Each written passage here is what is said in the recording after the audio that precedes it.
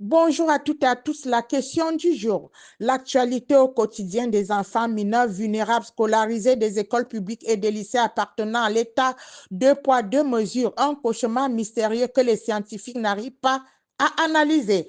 La gestion des écoles publiques et des lycées est basée sur le système centralisé autorité dans lequel les décisions font rarement l'objet de concentration pour les bénéficiaires.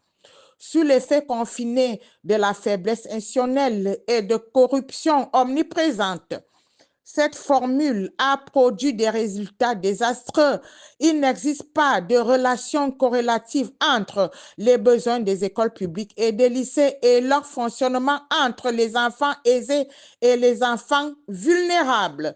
Alors qu'une école peut avoir plusieurs salles de classe pour satisfaire des populations et les enfants mineurs scolarisés, des écoles publiques et des lycées sont en manque de bâtiments partout dans le pays, ce qui contraint les enseignants fidèles à leur métier de dispenser les cours d'éducation civique en plein air dans des locaux fissurés, délabrés, insalubres, etc.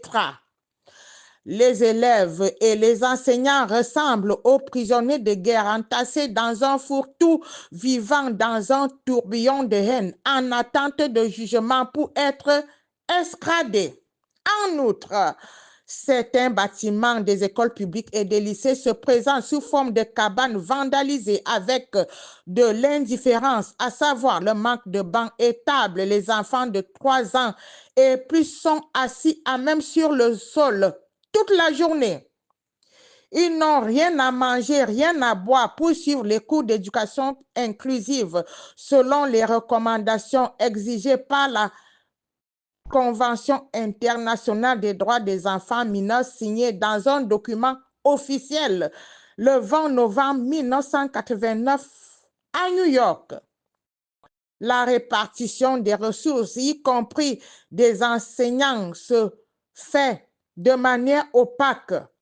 Les résultats des examens font l'objet de controverses fréquentes entre syndicats et autorités de tutelle sur l'existence de malversations.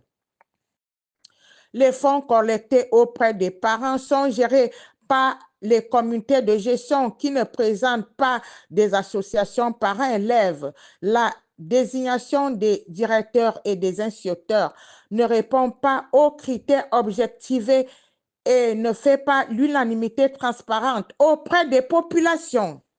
Il semble que le mimétisme de contrôle de la qualité est inexistante. À titre d'expertise, les enfants des zones rurales se retrouvent avec 25 semaines de cours contre 36.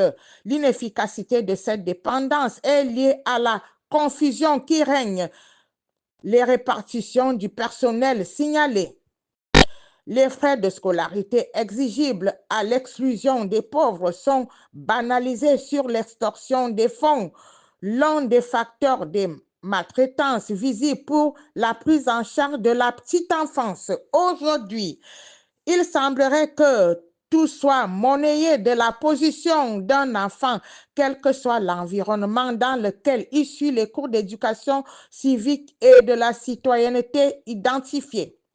Les coûts sont élevés et constituent un grand handicap additionnel chez les démunis qui sont déjà handicapés par leurs propres parents et dans leur environnement familial. Dans le contexte important du sujet, le phénomène des deux poids, deux mesures est un problème persistant dans le pays où le gouvernement et son équipe forment deux camps d'enfants scolarisés vulnérables, groupe des enfants aisés dans des meilleures écoles, groupe des enfants vulnérables dans des écoles délabrées qui ne répondent plus aux normes pour les accueillir. Ils forment ces groupes qui sont soumis aux traitements inégaux en fonction de leur statut, de leur apparence ou de leurs caractéristiques. Cette pratique est particulièrement préoccupante car elle sape le fonctionnement de la justice sociale et de l'égalité des chances et des inégalités de sens.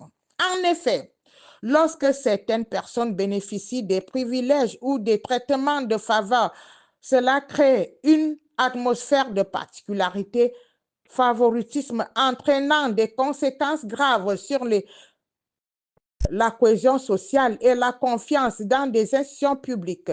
Il est donc essentiel d'examiner ce phénomène de manière approfondie pour comprendre ses causes, ses complications, conséquences réelles et potentielles. En résumé, ce texte cherche à apporter une réponse à cette question en explorant les différentes facettes du phénomène de deux poids, deux mesures. Le gouvernement et son équipe doivent mesurer les définitions et les concepts liés à ce phénomène ainsi que les exemples concrets qui illustrent les médisances.